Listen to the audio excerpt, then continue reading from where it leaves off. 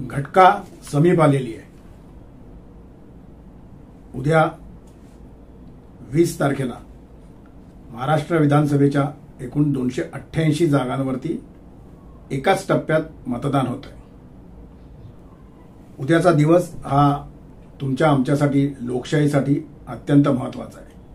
त्यामुळे या व्हिडिओच्या सुरुवातीलाच ऑफिशियल अजय निकते या माध्यमातून मी तुम्हाला सर्वांना एक विनंती करतोय, आवाहन करतोय की हे राष्ट्रीय कर्तव्य आहे, ते तुम्ही न विसरता अगदी हक्काने बजावा।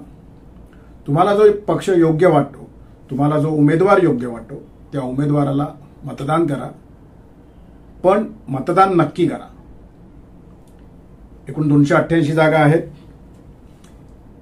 त्यातले जे महत्त्वाचे विभाग येतात महाराष्ट्रातले म्हणजे मराठवाडा, पश्चिम महाराष्ट्र, उत्तर महाराष्ट्र, महामुंबई म्हणजे MMR रिजन, विदर्भ, या संदर्भात आपण आज बोलणार आहोत। त्यामुळे कुठेही जाऊ नका, हा व्हिडिओ शेवटपर्यंत बघा। नमस्कार मित्रांनो, ऑफिशियल अजय निकतेमध्ये आपणा सर्वांचे स्वागत आहे। उद्या 20 तारखेला महाराष्ट्रातल्या 288 जागांवरती विधानसभेच्या निवडणुका होत आहेत।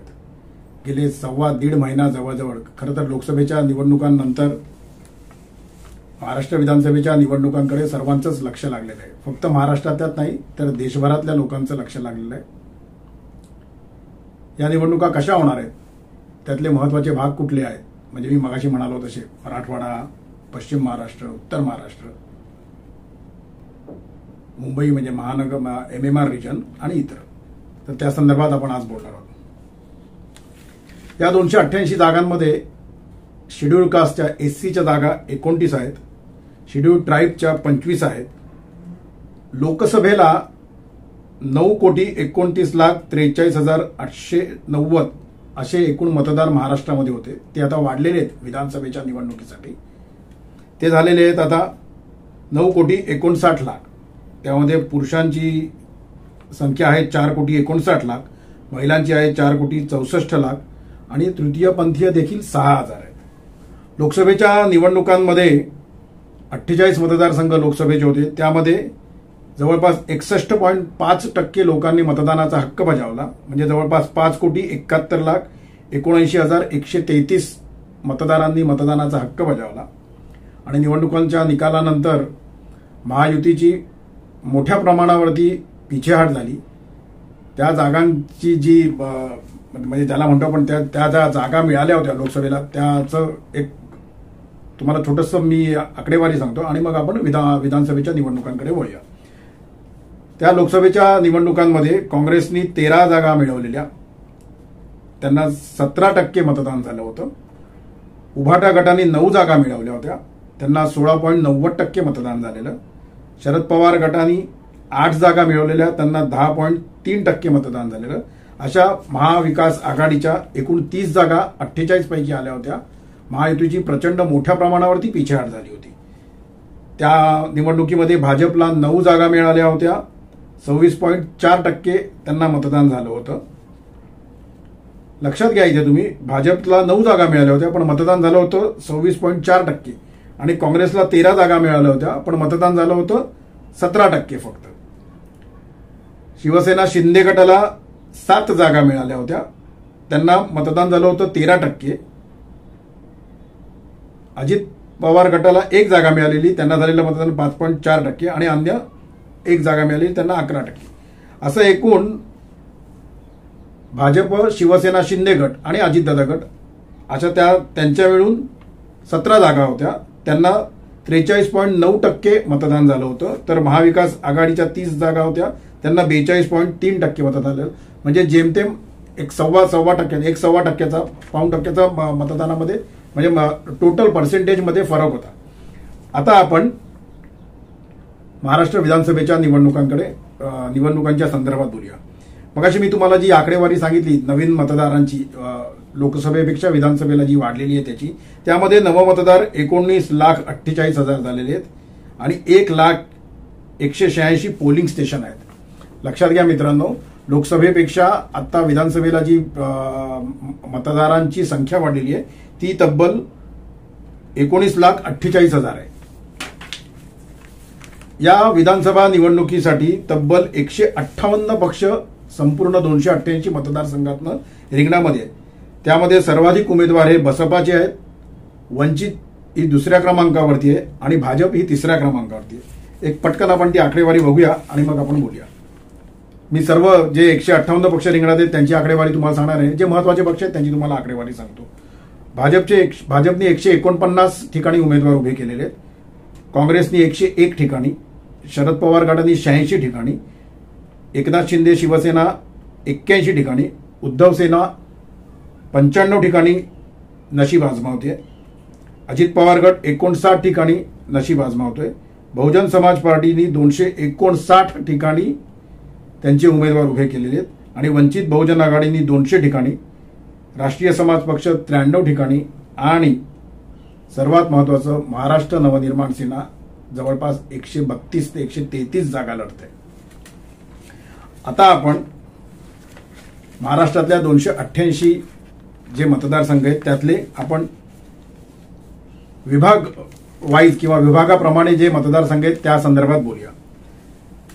सर्वात महत्वाचा जो विभाग समजला जातो तो आहे विदर्भ आणि विदर्भामध्ये एकूण 62 जागा येतात आणि या 62 जागांमध्ये अकोल्याच्या 5 जागा आहेत, अमरावतीच्या 8, वर्ध्याच्या 4, नागपूरच्या 12, भंडाऱ्यातल्या 3, गोंदियाच्या 4, गडचिरोलीच्या 3, चंद्रपूरच्या 6, यवतमाळच्या 7, वाशिमच्या 3 आणि बुलढाण्याच्या 7 अशा एकूण 62 जागा विदर्भामध्ये आहेत. आणि या विदर्भाच्या या रणांगणामध्ये कोण जास्तीत जास्त जागा जिंकतं, काँग्रेस की भाजप, महाविकास आघाडी की महायुती, त्याच्यावरती महाराष्ट्रात विधानसभेमध्ये उद्या कोणाची सत्ता येणार आहे याचं बरंचसं गणित अवलंबून आहे.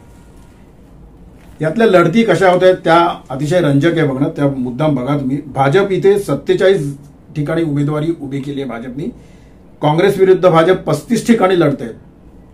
62 पैकी 35 ठिकाणी भाजप विरुद्ध काँग्रेस असा थेट सामना होतोय हे लक्षात घ्या. तर शरद पवार गटाविरुद्ध 8 ठिकाणी आणि उद्धव शिवसेनेविरुद्ध 4 ठिकाणी भाजप लढतंय. अजित पवार गट 7 जागा लढवतोय 62 पैकी. शरद पवार गटाविरुद्ध अजित पवार गट 3 जागा लढवतोय. काँग्रेसच्या विरोधात 2 जागा लढवतोय आणि अजित पवार गटाच्या मैत्रीपूर्ण लढती इथे 2 होत आहेत. हे पण अतिशय रंजक आहे. शिंदे सेना उद्धव सेनेच्या विरुद्ध 5 ठिकाणी लढतीये, काँग्रेसच्या विरुद्ध 3 ठिकाणी लढतीये आणि अजित पवार आणि शरद पवार या दोघांच्या विरुद्ध म्हणजे अजित पवारांच्या विरुद्ध मैत्रीपूर्ण लढते, 1-1 जागा लढते. अशा एकूण शिंदे सेना म्हणजे एकनाथ शिंदेची शिवसेना आहे ती 9 जागा 62 पैकी लढते. तर महाविकास आघाडीमध्ये काँग्रेस सर्वात जास्त जागा लढवते. विदर्भामध्ये काँग्रेस लढवते 62 पैकी 40 जागा. त्यातल्या भाजप विरुद्ध मी मगाशी म्हणालो त्याप्रमाणे 35 जागा लढवते. अजित पवार गटाविरुद्ध 2 जागा लढवते. तर शिवसेना शिंदे गटाविरुद्ध काँग्रेस 3 जागा लढवतोय. शरद पवार गटाने 13 उमेदवार आपले उभे केलेले आहेत या 62 जागांवरती. 62 जागांपैकी त्यात भाजपच्या विरुद्ध शरद पवार गट 9 ठिकाणी लढतोय. अजित पवार गटाविरुद्ध शरद पवार गट 3 ठिकाणी लढतोय. शिवसेना शिंदे गटाविरुद्ध शरद पवारांचा गट 1 ठिकाणी लढतोय. आणि आता उद्धव सेनेचे उमेदवार जे शिवसेना शिंदे गटाविरुद्ध थेट 5 ठिकाणी लढतात. उद्धव सेना विदर्भामध्ये फक्त 9 जागा लढते म्हणजे शिवसेना शिंदे गट पण 9 जागा लढते आणि शिवसेना उद्धव गट देखील 9 जागा लढते. भाजप विरुद्ध उद्धव सेनेचे 3 उमेदवार उभे आहेत आणि युवा स्वाभिमान नावाचा जो पक्ष आहे त्या विरोधामध्ये देखील उद्धव सेनेने आपला 1 उमेदवार उभा केलेला आहे. लक्षात घ्या मित्रांनो, विदर्भामधलं चित्र कसं कसं बदलत गेलं हे बघणं आपल्याला जास्त महत्वाचं आहे. 2014 मध्ये राज्यामध्ये सर्व पक्ष स्वबळावरती लढले होते. त्यावेळेला शिवसेनेला 7.1% मतं मिळालेली आणि 4 जागा मिळाल्या होत्या.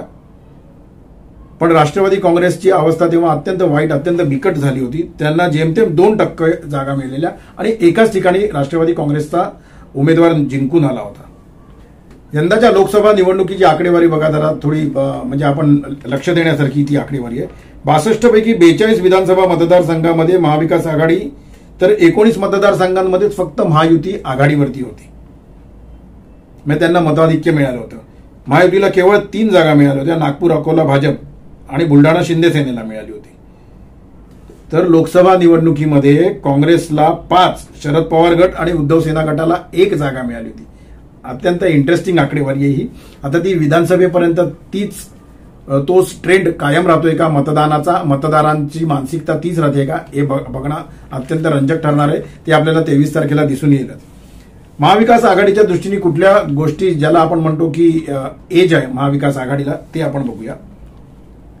लोकसभा निवडणुकीच्या यशामुळे महाविकास आघाडीचा कॉन्फिडन्स प्रामुख्याने विदर्भामध्ये जबरदस्त वाढीला लागलेला आहे. आणि महायुतीला वाटतं असं आहे की लाडकी बहीण या योजनेमुळे जो काही इन्फ्रास्ट्रक्चरचा भाग नागपूर सारख्या ठिकाणी त्यांनी विदर्भासारख्या इतर ठिकाणी मोठ्या प्रमाणावरती केलेले आहे, त्याचा एज महायुतीला मिळेल असं महायुतीच्या नेत्यांना वाटतंय.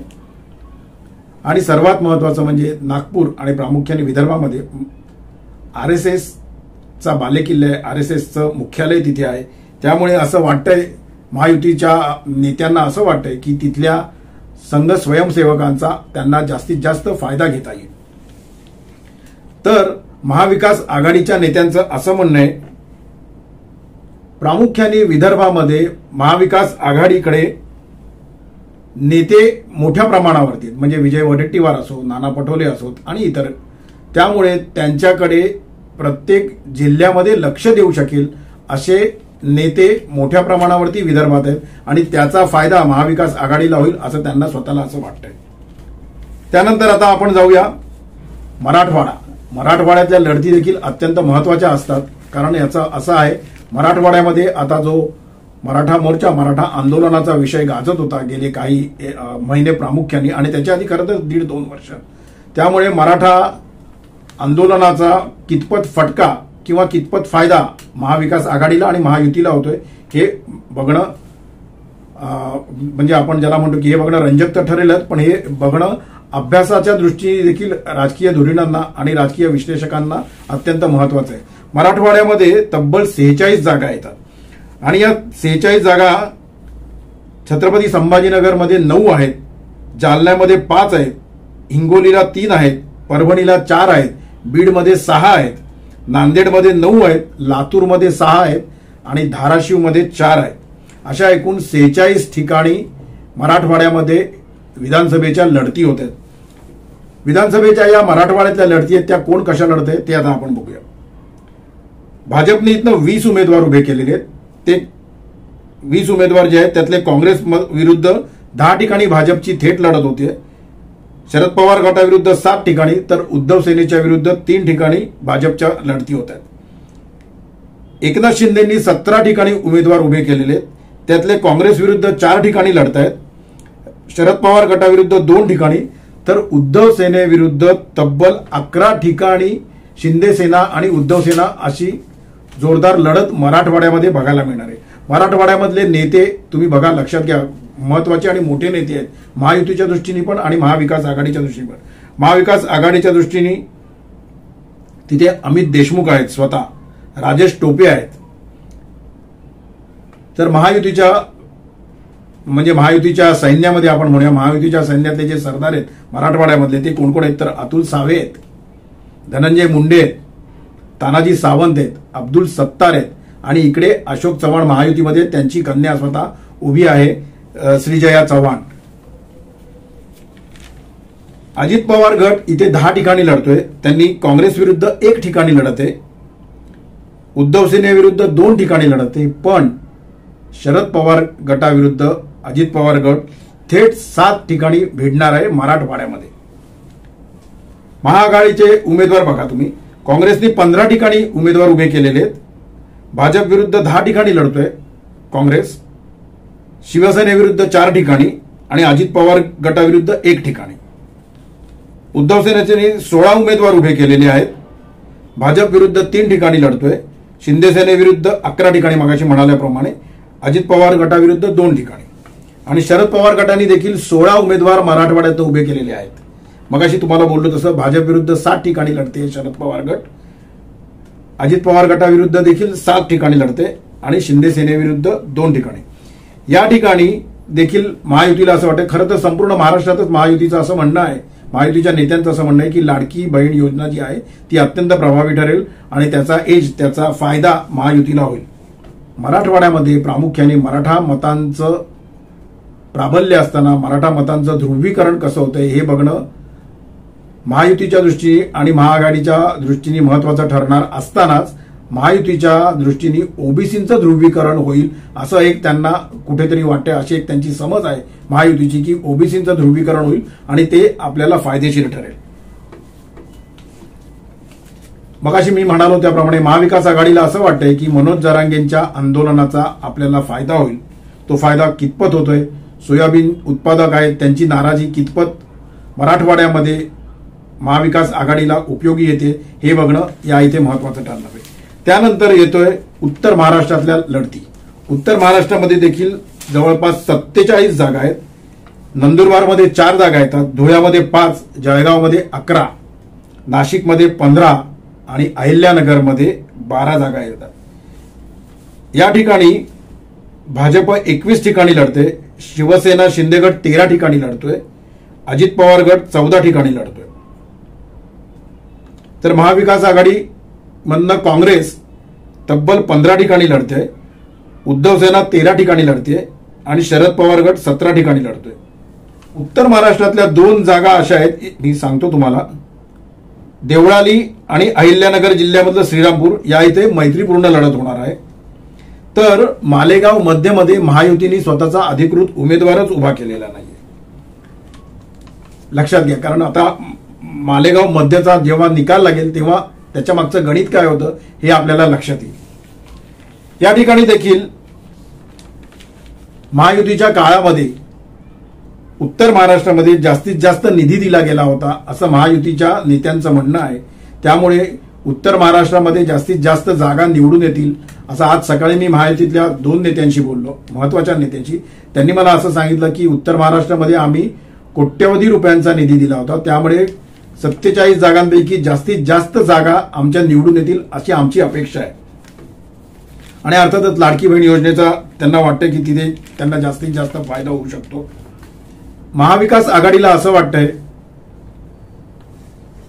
मुस्लिमांची मतं, पारंपरिक आदिवासींची मतं उत्तर महाराष्ट्रामध्ये काही मतदारसंघांमध्ये मोठ्या प्रमाणावर आहेत, त्याचा फायदा महाविकास आघाडीला होईल असं त्यांना वाटतं. आणि मगाशी इतर ज्या 2 विभागांच्या बाबतीत आहे तेच खरं तर ते संपूर्ण महाराष्ट्रात लोकसभा निवडणुकीला मिळालेला प्रचंड प्रतिसाद आणि प्रचंड मोठ्या प्रमाणावरती महायुतीला त्यांनी दिलेली त्यांनी घेतलेल्या जागा महाविकास आघाडीनी जवळपास 30 जागा, जवळपास काय 30 जागाच, आणि त्यांना फक्त 17 जागा.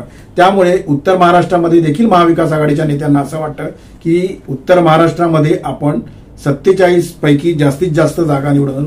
उत्तर महाराष्ट्रातला एक महत्वाचा नेता काँग्रेसचा, ते माझ्याशी बोलताना काल असं म्हणाले की मी त्यांना बोललो की मी महायुतीच्या नेत्यांशी बोललो आणि त्यांचं असं म्हणणं आहे की त्यांनी कोट्यवधी रुपयांचा निधी आणला होता आणि त्यामुळे त्यांचा फायदा महायुतीला जास्त होईल. तर ते मला म्हणाले की निकाल लागू द्या, तुम्ही मलाशी परत उत्तर महाराष्ट्र या विषयावरती बोला. मी तुम्हाला खात्रीपूर्वक सांगतो की उत्तर महाराष्ट्रामध्ये महाविकास आघाडी ही महायुतीच्या पुढेच असेल. बघूया, 23 तारखेला आपल्याला कळेलच. आता आपण बोलणार आहोत सर्वात महत्वाचा, ज्याच्यावरती महायुतीच्या पण नेत्यांचं, महाविकास आघाडीच्या नेत्यांचं, राजकीय पक्षांपेक्षा राजकीय विश्लेषकांचं देखील जास्त जिथे लक्ष आहे तो MMR रिजन. MMR रिजनमध्ये मी रायगडचा पण भाग पकडलेला आहे आणि मावळचा पण भाग पकडलेला आहे. म्हणजे मुंबई शहर, मुंबई उपनगर, पालघर, ठाणे आणि रायगड आणि मावळ असा मी भाग पकडलेला आहे. त्या संदर्भात आता आपण बोलूया. मुंबई उपनगर आणि मुंबई शहर असे एकूण 36 मतदारसंघ आहेत. म्हणजे त्याच्यात मुंबई उपनगरामध्ये 26 आणि मुंबई शहरामध्ये 10, रायगडमध्ये 4, मावळमध्ये 3, पालघरचे 6 आणि ठाण्यामध्ये देखील तब्बल 18 मतदारसंघ येतात. असे एकूण MMR रिजन आणि रायगड आणि मावळ मिळून 67 जागा, तब्बल 67 जागा या 288 जागांपैकी या विभागात येतात. आणि हा विभाग यासाठी अत्यंत महत्वाचा आहे. आणि त्याच्यानंतर अर्थात येतो तो कोकणाचा विभाग, म्हणजे सिंधुदुर्ग आणि रत्नागिरी, तिथल्या 8 जागा. तर या मगाशी मी म्हणालो त्या ठिकाणी भाजपनी 34 ठिकाणी उमेदवार उभे केलेले आहेत. शिवसेना शिंदे गटाने 26 ठिकाणी उमेदवार उभे केलेले आहेत. महाविकास आघाडीने 15 ठिकाणी उमेदवार उभे केलेले आहेत. उद्धव सेनेने 37 ठिकाणी उमेदवार उभे केलेले आहेत. शरद पवार गटांनी 9 ठिकाणी आणि मनसेनी या 67 जागांपैकी तब्बल 50 ठिकाणी उमेदवार उभे केलेले आहेत. आणि हे उमेदवार, मनसेचे उमेदवार किती ठिकाणी जास्तीत जास्त मतं घेतात, किती ठिकाणी निवडून येऊ शकतात, याच्यावरती महाविकास आघाडी आणि महायुतीचे उमेदवारांचं भवितव्य ठरणार आहे, हे लक्षात घ्या तुम्ही. या ठिकाणी देखील अर्थातच लाडकी बहीण योजना ही महायुतीसाठी प्रभावी ठरेल असं त्यांना स्वतःला असं वाटतं. मनसेच्या उमेदवारीमुळे भाजप आणि शिंदे सेनेला कितपत फायदा होतो आणि उद्धव सेनेला किती तोटा होतो याच्यावरती देखील महाविकास आघाडी आणि महायुतीचं मतदान आणि त्यांच्या सीट किती येतात ते ठरणार आहे. तर महाविकास आघाडीला उद्धव ठाकरे यांच्या करिश्म्यामुळे किती जागा मिळतात हे बघणं अत्यंत महत्वाचं ठरणार आहे. कारण मी जसं प्रत्येक व्हिडिओमध्ये म्हणत असतो ते महाविकास आघाडीमध्ये उद्धव ठाकरे हे एकमेव नेते असे आहेत की ज्याला आपण म्हणतो की क्राऊड पुलर, ज्यांच्या सभांना गर्दी होते आणि त्यामुळे महाविकास आघाडी मुंबईमध्ये ज्या काही जागा घेईल, अर्थात मुस्लिम मतांचा एकगठ्ठा मतदान हे अत्यंत महत्वाचं आहेच, त्याबद्दल काही वादच नाही. जे लोकसभेला झालं होतं तेच इथे देखील होणार आहे. आणि मुस्लिम मतदार हे 100% महाविकास आघाडीच्याच मुस्लिम उमेदवाराला मतदान करतील, हे मी मागच्या व्हिडिओत देखील म्हटलंय. त्यामुळे ते नवाब मलिकांना किंवा सना मलिकला मतदान करतील असं मला आज देखील वाटत नाही. याचं कारण असं की ते महायुती बरोबर आहेत, त्यांचा पक्ष महायुतीमध्ये आहे. जरी महायुतीने त्यांना विरोध केला असला तरी ते निवडून आले तर महायुतीत जातील ही रास्त शंका मुस्लिम मतदारांना आहे आणि त्यामुळे ते त्यांच्या विरोधातच मतदान करतील. हे माझं म्हणणं जे मागच्या व्हिडिओत होतं ते आजही कायमच आहे. धारावी पुनर्वसनाचा जो विषय आहे तो मुंबईमध्ये प्रामुख्याने महाविकास आघाडीला फायदेशीर ठरेल असं महाविकास आघाडीचे मुंबईतले जे नेते आहेत, मी महाविकास आघाडीच्या मुद्दामून जवळपास 4 नेत्यांशी बोललो, नाही 5 नेत्यांशी बोललो. म्हणजे शिवसेना उभाटा गटाच्या 2 नेत्यांशी, काँग्रेसच्या एका नेत्याशी आणि शरद पवार गटाचा मुंबईतला नेता आणि एक ठाणे जिल्ह्याचा नेता, त्यांच्याशी मी बोललो. त्यांनी मला सांगितलं असं की धारावी पुनर्विकास प्रकल्पाचा फायदा मुंबईमध्ये आम्हाला मोठ्या प्रमाणावरती होईल. आणि शिवाय त्यांनी सांगितलंच, त्यांनी प्रांजळपणे सांगितलं की मुस्लिम मतदानाचा फायदा आम्हाला निश्चितपणे होणारच आहे. आता सर्वात महत्वाची गोष्ट म्हणजे शरद पवार यांचं जिथे सर्वात मोठ्या प्रमाणावरती वर्चस्व आहे तो पश्चिम महाराष्ट्राचा विभाग. पश्चिम महाराष्ट्रामध्ये एकूण 58 जागा येतात मित्रांनो. कोल्हापूरच्या 10, सांगली साताऱ्याच्या 8 आणि 8, सोलापूरची 11 आणि पुण्याच्या तब्बल 21 जागा जिथे शरद पवारांचं मोठ्या प्रमाणावरती वर्चस्व आहे हे मान्य करावंच लागेल. आणि तिकडे महाविकास आघाडीच्या दृष्टीने मराठा, दलित आणि मुस्लिम मतांचं ऐक्य हे निश्चितपणे होणार. हे पश्चिम महाराष्ट्रातला राष्ट्रवादी शरद पवार गटाच्या नेत्याशी मी बोललो असता त्यांनी मला सांगितलं की या ज्या जागा आहेत म्हणजे प्रामुख्याने सातारा, सांगली आणि सोलापूर मधल्या त्या ठिकाणी तुम्ही महायुतीला किती जागा मिळतील हे 23 तारखेला बघा निघते साहेब. त्यामुळे या 58 जागांचा जो निकाल आहे तो निकाल कसा लागतो हे बघणं अत्यंत महत्वाचं. आणखीन महायुती आणि महाविकास आघाडी या दोन्ही आघाड्यांमध्ये, युतीमध्ये सत्तेपर्यंत कोण जाणार आहे ते या 58 जागांवरती देखील फार मोठ्या प्रमाणावरती अवलंबून असणार आहे. काँग्रेस या ठिकाणी 16 जागांवरती लढत आहे. शरद पवार गट या ठिकाणी 31 जागांवरती लढत आहे. उद्धव सेना इथे 10 ठिकाणी लढतीये. तर महायुतीमध्ये भाजप 26 ठिकाणी, शिंदेसेना 20 ठिकाणी आणि अजित पवार गट 10 ठिकाणी. या लढती अत्यंत मोठ्या होणार आहेत. महायुतीला प्रचारामध्ये महायुतीने इथे मोठ्या प्रमाणावरती आक्रमकपणे प्रचार केलेला आहे. ज्या योजना त्यांनी प्रामुख्याने पश्चिम महाराष्ट्रासाठी दिल्या होत्या अजित पवारांनी प्रामुख्याने, त्याचा त्यांना फायदा होईल असं त्यांना वाटतंय. अर्थातच आणि लाडकी बहीण योजनेचा लाभ त्यांना मिळेल हे देखील त्यांना वाटतंय. त्यामुळे या ज्या जागा आहेत आता 288 जागांचं मी तुम्हाला विश्लेषण सांगितलं आणि कोकणातल्या ज्या मी तुम्हाला मगाशी म्हणालो त्या सिंधुदुर्गामधल्या 3 आणि याच्यातल्या रत्नागिरीमधल्या 5 अशा एकूण 288 जागांचं उद्या मतदान होईल, 23 तारखेला निकाल लागेल आणि मग खरा खेळ जो चालू होईल तो 23 तारखेला होईल. त्यामुळे मी पुन्हा तुम्हाला सगळ्यांना एकदा आवाहन करतो, विनंती करतो की मतदानाचा हक्क नक्की बजावा. 5 वर्ष हा पक्ष काही करत नाही, ही आघाडी काही करत नाही, हे जर का आपल्याला बोलायचं असेल तर आपण आपल्यावरती जी महत्वाची वेळ असते मतदानाची ती आपण बजावतो का ते एकदा स्वतःच्या मनाला विचारा. ऑफिशियल अजय निकते हे यूट्यूब चॅनल नक्की सबस्क्राईब करा, शेअर करा, लाईक करा, बेल आयकॉन नक्की दाबा म्हणजे नोटिफिकेशन्स नवीन व्हिडिओची तुम्हाला मिळत जातील. तोपर्यंत आपली रजा घेतो. धन्यवाद.